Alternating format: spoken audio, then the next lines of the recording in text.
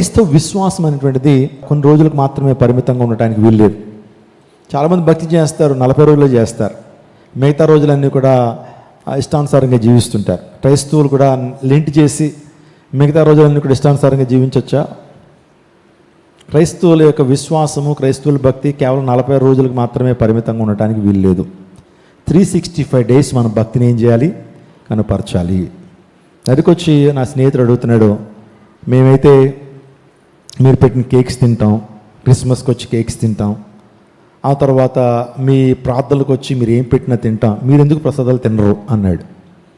మీరెందుకు ప్రసాదాలు తినరు అన్నాడు. సో మాకంటూ ఒక నిష్ట ఉంది, మాకు గ్రంథం ఉంది. ఆ గ్రంథంలో 2 విషయాల గురించి చాలా ప్రాముఖ్యంగా మా ప్రభు చెప్పాడు.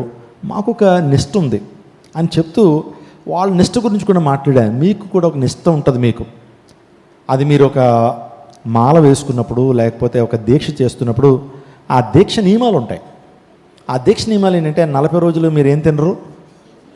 నాన్ వెజ్ తినరు, మాంసాహారం తినరు, చాప మీదే పడుకుంటారు, చన్నీళ్ళ స్నానం మాత్రమే చేస్తారు. ఎంతమంది వచ్చినా సరే ఆ నిష్టను మీరు ఏం చేయరు? బ్రేక్ చేయరు. అవునా అన్నాను. అవును, 40 రోజులు మేము చాలా నిష్టగా ఉంటాం. సో ఎవరు ఏం పెట్టినా సరే ఏం చేయం? తినం అని అన్నారు. నేను చెప్పాను, మాకు కూడా నిష్ట ఉంది. మాకు కూడా ఏముంది? అదే బాప్తీస నిష్ట, బాప్తీసం అంటే నిష్ట. యేసయ్యను నమ్ముకున్నప్పుడు మాకు కూడా ఒక దీక్ష ఉంది. ఆ దీక్ష కేవలం 40 రోజులు మాత్రమే కాదు, ఆ దీక్ష మేము చచ్చిపోయేంత వరకు. మా భక్తి ఎప్పటి వరకు? 40 రోజులు మాత్రమే కాదు, మా భక్తి మా తుది శ్వాస విడిచేంత వరకు మా భక్తి ఉంటుంది. ఆ నిష్టలో భాగం ఏంటంటే విగ్రహార్పితం ఏం చేయకూడదు, మేము భుజించకూడదు. ఒక దేవతకు కానీ ఒక విగ్రహానికి పెట్టినటువంటి ఆహారాన్ని ఏం చేయకూడదు? తినకూడదు. మీరు ఏ ఆహారం పెట్టినా సరే నేను తింటాను. మీ ఇంటికి వచ్చి చక్కగానికి ఇడ్లీలు పెట్టు, దోశలు పెట్టు, ఏదన్నా పెట్టు, బిర్యానీలు పెట్టు, ఏమైనా పెట్టు. ఒకవేళ నాకు నచ్చందైనా మీరు పెట్టండి, నేను తింటాను. కానీ మా యొక్క ఆచారాల ప్రకారం, ఓ మాటలు మన ఇష్ట ప్రకారము మేము ఏం చేయకూడదు? విగ్రహార్పితం తినకూడదు.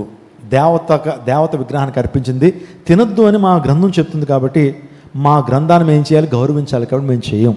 మిమ్మల్ని ఇబ్బంది పెట్టడం మా ఉద్దేశం కాదు. మీరు ఏం పెట్టినా, మీరు ఎప్పుడు పిలిచినా మేము వస్తాం. కానీ ఈ 2 విషయాలు నేను చెప్పింది ఏంటి చెప్పండి? విగ్రహార్పితం ఏం చేయకూడదు? తినకూడదు. ఆ తర్వాత దానికి అర్పించినటువంటి మాంసాన్ని ఏం చేయకూడదు? భుజించకూడదు. 2 కారణాలు తప్ప మిగతా అన్నీ కూడా మాకేం ఇబ్బంది లేదని చెప్పాను. మంచిగా అర్థం చేసుకున్నాడు. అవునా, ఓకే, మాకు ఎలా నిష్ట ఉందో మీకు కూడా ఏముంది? మా నిష్ట 40 రోజులే, కానీ మీ నిష్ట జీవితకాలం. ఈరోజు అనుదినము కూడా భక్తి చేయాలి. కేవలం ఆదివారం క్రైస్తవులు మాత్రంగానే మనం ఉండిపోవడానికి వీల్లేదు. ఆదివారం మాత్రమే ఆరాధించేటువంటి వ్యక్తులుగా ఉండడానికి వీల్లేదు. క్రిస్మస్ అంటే ఏంటి? క్రీస్తు ప్రభు పుట్టుకరోజా? చెప్పండి. క్రిస్మస్ అంటే ఏంటి? క్రీస్తుని ఆరాధించుట. కేవలం డిసెంబర్లో మాత్రమే కాదు క్రీస్తుని ఆరాధించడం. మనం అన్ని మాసాల్లో ఏం చేయాలి అంటే ప్రతిరోజు నిజంగా దేవుని ఆరాధించేటువంటి వారు రోజు క్రిస్మస్ పండుగే. ఆమేన్. రోజు క్రిస్మస్ పండుగే. రోజు మనం ఏం చెప్పచ్చు? హ్యాపీ క్రిస్మస్ అని చెప్పచ్చు. క్రిస్మస్ అంటే ఏంటి? క్రీస్తుని ఆరాధించిన. క్రిస్టోస్ అంటే క్రీస్తు, మాస్ అంటే పూజ, ఆరాధన. క్రీస్తుని ఆరాధించటే క్రిస్మస్. అది ప్రతిరోజు మనం చేసుకోవచ్చు. మీరు ఎవరి దగ్గరికి వెళ్ళి హ్యాపీ క్రిస్మస్ ఈరోజు కూడా చెప్పచ్చు. ఓకే, క్రీస్తుని ఆరాధించేటువంటి రోజు మనం హ్యాపీగా ఉండొచ్చు. అప్పుడు నాకు మా అనుదినం మనం చేయాల్సినటువంటివి ఏంటి? అనుదినము దేవాదేవుడు మన జీవితంలో ఏం చేయాలనుకుంటున్నాడు ఆయన అనేటువంటి విషయాలు త్వరగా 3-4 విషయాలు చెప్పి నా సందేశాన్ని ముగింపులోకి తీసుకొచ్చి 4వ వచనం. అతని కుమారులందరూ వంతుల చొప్పున అనుదినము ఒకరికొకరు తమ ఇండ్లలో విందు చేయకూడనప్పుడు తమ ముగ్గురు అక్క చెల్లెలు తమతో కలిసి అన్నపానం పుచ్చుకుని వారిని వెల్పించుచు వచ్చరి. వారి విందు దినములు పూర్తి కాగా యోబు తన కుమారులు పాపం చేసి తమ హృదయంలో దేవుని దూషించిరేమో అని వారిని పిలువనంపించి వారిని పవిత్రపరచి అరుణోదయమున లేచి వారిలో ఒక్కొక్కని నిమిత్తమై దహన బలి నర్పించుచు వచ్చెను. యోబు నిత్యము అలాగున చేయుచుండెను. Praise God. యోబు చాలా ధనవంతుడండి. యోబు చాలా బిజీ మ్యాన్. కానీ ఇప్పటికీ కూడా అనుదినము కూడా ప్రతినిత్యము కూడా దేవుని సన్నిధిలో దేవునికి దహన బలి అర్పిస్తున్నాడట. దహన బలి అంటే దేవునికి అర్పించుట, ప్రార్థన ధూపం, స్తుతి ధూపం. మనం దహన బలి అర్పించాల్సిన అవసరం లేదు. మన ప్రభు మనందరి పాపాల నిమిత్తం ఆయన దహనబలి చేయబడ్డాడు, ఆయన బలిగా ఉంచబడ్డాడు. ఇంకా బలులు మనం అర్పించనక్కర్లేదు, కానీ మన హృదయాన్నే బలిపీఠంగా చేసుకుని మన దేవునికి అర్పించాల్సిన బలి ఏంటంటే స్తుతి బలి, ఆ తర్వాత ప్రార్థన బలి. అంటే దాని అర్థం ఏంటంటే మన జీవితాల్లో ప్రార్థన ధూపాన్ని ప్రభు కోసం వేయాలి, స్తుతి ధూపాన్ని ప్రభు కోసం వేయాలి. అంటే మన ఇంటి నుంచి ఏ ధూపం వెళ్ళాలి దేవుని సన్నిధికి? ప్రార్థన అనే ధూపం వేయాలి, ఆ తర్వాత స్తుతి అనేటువంటి దీపం వేయాలి. అబ్రహాముని దేవాదేవుడు బహుగా దీవించాడు. కారణం ఏంటి తెలుసా? అబ్రహాము దేవునికి ప్రత్యక్షత అనేటువంటి బలిపీఠాన్ని కట్టాడు. అబ్రహాము దేవునికి ఏ బలిపీఠాన్ని కట్టాడు? ప్రత్యక్షత. అబ్రహాము దేవునికి ప్రార్థన బలిపీఠాన్ని కట్టాడు. అబ్రహాము దేవునికి ఆరాధన బలిపీఠాన్ని కట్టాడు. నాలుగోదిగా సమర్పణ బలిపీఠాన్ని అబ్రహాము. ఎన్ని బలిపీఠాల గురించి మనం ధ్యానం చేస్తూ వస్తున్నాం?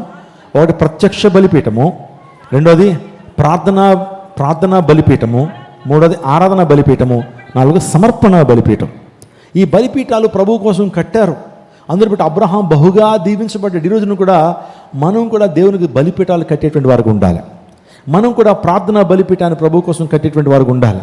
తద్వారా అబ్రహాం కట్టిన 4 బలిపీఠాల ఒక సందేశం మనం విన్నాం. దేవాదేవుడు అద్భుత రీతిగా ఈ సందేశం ద్వారా దేవుడు మనతో మాట్లాడారు.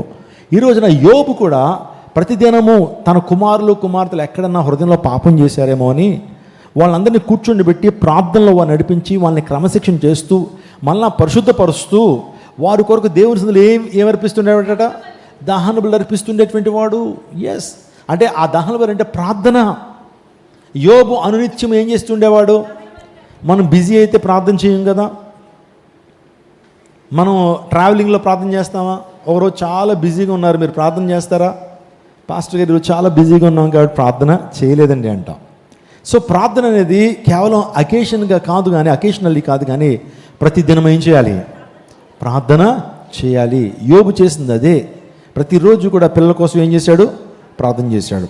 ఆ తర్వాత దానియేలు కూడా ముమ్మారు ఏం చేశాడు? రోజుకి ఇట్టి శాసనం సంతకం చేయబడి తెలిసినప్పటికీ కూడా యెరూషలేము వైపు తన కిటికీలు తెరిచి చదవండి అమ్మా. దానియేలు 6:10. ఇట్టి శాసనము సంతకము చేయబడినని దానియేలు తెలుసుకుని అతడు తన ఇంటికి వెళ్ళి యథాప్రకారముగా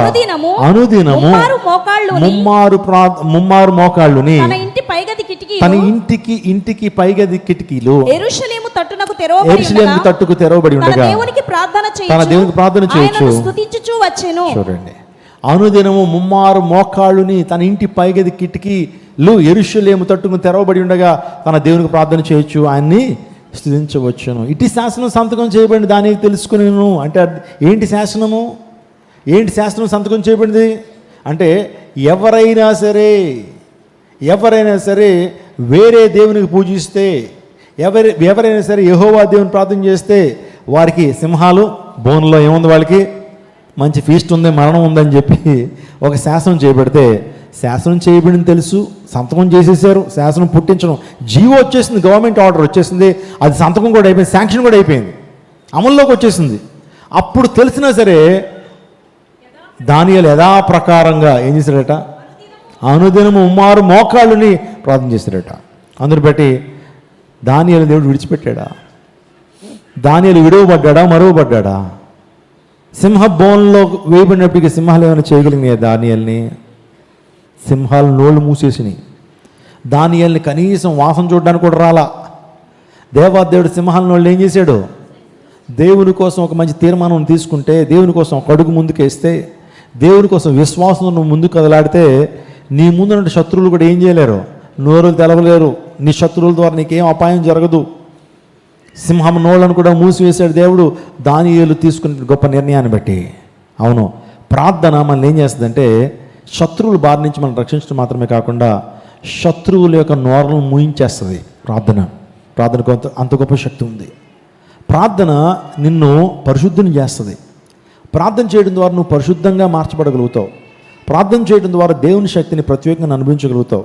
ప్రార్థన చేయడం ద్వారా స్వస్థత నువ్వు పొందుకుంటావు. ప్రార్థన చేయడం ద్వారా విడుదల నువ్వు పొందుకుంటావు. ప్రార్థన చేయడం ద్వారా దేవుని చిత్తాన్ని నువ్వు తెలుసుకోగలుగుతావు. దేవుని ప్రత్యక్షతను నువ్వు చూడగలుగుతావు. మోషే ఎలా చూడగలిగే దేవుని ప్రత్యక్షతను? దేవుని యొక్క ప్రత్యక్షతను, దేవుని యొక్క మర్మాల్ని మోషే ఎలా పొందుకోగలిగాడు? ప్రార్థన ద్వారానే.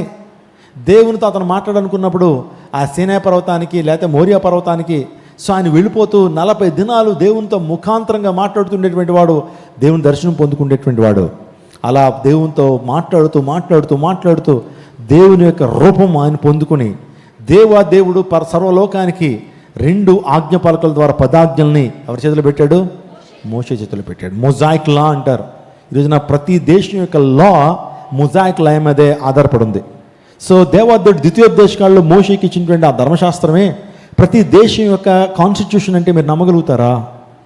అమెరికన్ కాన్స్టిట్యూషన్ కావచ్చు, బ్రిటిష్ కాన్స్టిట్యూషన్ కావచ్చు, కెనడియన్ కాన్స్టిట్యూషన్ కావచ్చు, even Indian constitution is a copy of British constitution. అయితే ఈ కాన్స్టిట్యూషన్స్ అన్నీ కూడా ఒకరి ద్వారా ఈ ప్రపంచానికి అందించబడింది. ఆ వ్యక్తే మోషే దేవునితో మాట్లాడాడు. సర్వలోకానికి సివిల్ లాస్ అండ్ మోరల్ లాస్ని దేవదేవుడు మోషేకి అనుగ్రహించాడు. ప్రార్థన చూసారా మన జీవితంలో ఎంత కార్యం చేస్తుందో? అటువంటి ప్రార్థన ఎందుకు నిర్లక్ష్యం చేస్తున్నారు? అనుదినము మీరు ఎందుకు ప్రార్థన చేయట్లేదు? ప్రార్థన మనసు ఎందుకు రావట్లేదు? ప్రార్థన ఆత్మ ఎందుకు కలిగి ఉండట్లేదు? సాతాను నేను ప్రార్థన చేయకుండా ఏవేవో ఆలోచనలు నీ హృదయంలో పెడుతున్నాడు. ప్రార్థన యొక్క శక్తి నువ్వు ఎరుక్కుండా ఉన్న నిమిత్తము వాడిని మోసం చేస్తున్నాడు. ప్రార్థన చేస్తే ఏం జరుగుతుందిలే అనేటువంటి ఆలోచన నిధుల్లో పెడుతున్నాడంటే వాడు సాతాడనే విషయాన్ని మీరు గమనించాలి. యోబు అనుదినం ఏం చేస్తుండేటువంటి వాడు? దహన బలి అర్పించాడు, ప్రార్థన చేస్తుండేటువంటి వాడు. ఈ దానియేలు తన జీవితంలో అంత ఉన్నతమైన స్థానానికి వెళ్ళడానికి కారణం ఏంటంటే చిన్ననాటి నుంచి కూడా అతను చేసిన ప్రార్థన. 3 రాజ్యాల్లో ప్రముఖమైన స్థానాన్ని 120 మంది ప్రధానులు ఉండేవారు. ప్రపంచాన్ని ఏలుబడి చేసిన బబులోను సామ్రాజ్యంలో 120 మంది ప్రధానులు ఉంటే అందులో ఒక ప్రధాని ఎవరు? దానియేలు. మొత్తం దేశాన్ని ప్రపంచాన్ని పరిపాలన చేస్తున్నటువంటి ఆ యొక్క క్రూలో దానియేలు ఒక ప్రధానమైన వ్యక్తి. దానియేలు కేవలం బబులోను సామ్రాజ్యంలో మాత్రమే కాదు, బబులోను సామ్రాజ్యం అంతరించిపోయిన తర్వాత మాదియా పారసీకులు ప్రపంచాన్ని ఏలుబడిలోకి తీసుకొచ్చారు. మాదియా పారసీకులు ప్రపంచాన్ని ఏలుబడి చేయడానికి వస్తే మాదియా పారసీకుల రాజ్యంలో కూడా ఈయన మళ్ళీ ఆఫీసరు. మీరు ఆలోచన చేయండి. 3 రాజ్యాల్లో ఎవరైనా సరే ఏమంటే ప్రధానంగా ఉంటారండి.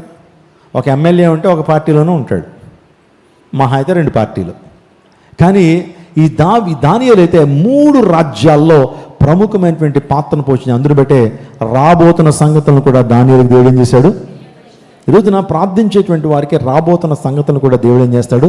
తెలియపరుస్తాడు. రాబోతున్న కీడుల్ని ముందుగానే పసిగట్టగలుగుతావు. రాబోతున్న కీడుల్ని ఏం చేయగలుగుతావు? ముందుగానే తెలుసుకోగలుగుతావు. ప్రార్థనా పరులకు మాత్రమే అది సాధ్యపడుతుంది. ప్రైజ్ గాడ్, హల్లెలూయా.